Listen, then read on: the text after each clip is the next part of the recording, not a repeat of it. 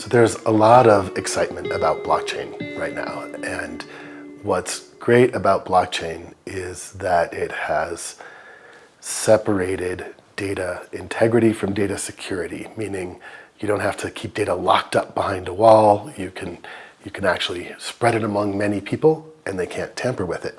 And you can operate different types of agreements, systems, smart contracts, applications in that space and make sure that everybody's following the rules.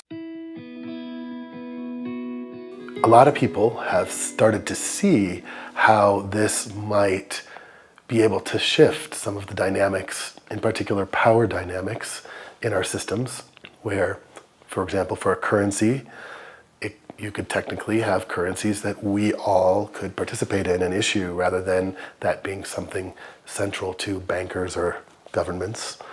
And also for software, things like Facebook or Twitter, like we actually could just run these things peer-to-peer and not have a company in the middle spying on us, choosing for us, deciding what we see, what we don't.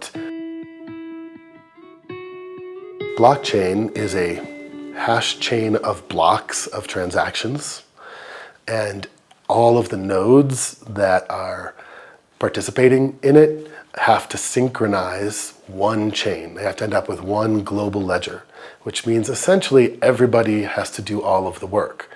So there's a fundamental scalability problem. It doesn't actually get more efficient as you add more nodes. It gets less efficient.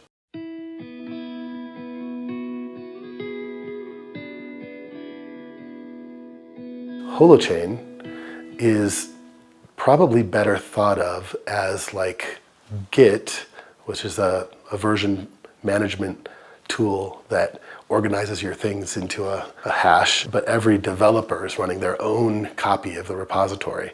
In Holochain, every node has its own chain, its own source chain, and all of the changes that it contributes to the system are signed to its chain and then shared to a sort of distributed GitHub, if you will. But it's a DHT, which is the technology that BitTorrent uses, for example. And so this isn't a new technology. None of the parts of this is new. It's the combination that is. And in part, what makes the DHT so different is that it's a validating DHT. It's sharded as well, which we've been sharding DHTs for a while.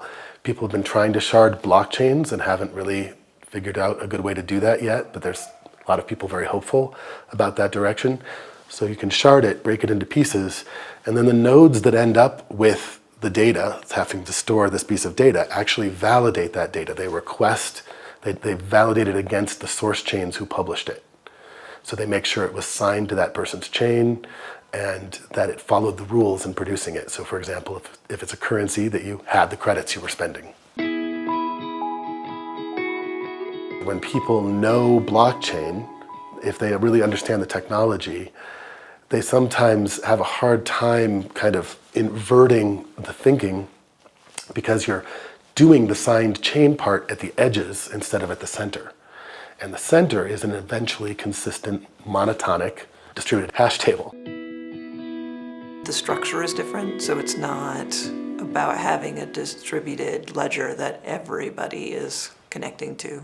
It's about having individual source chains that are validated against each other and checked against their neighbors. So there's a sufficiency rather than everybody having to get on. And that's what makes it scalable, because as it gets bigger, it only gets more and more resilient and more efficient.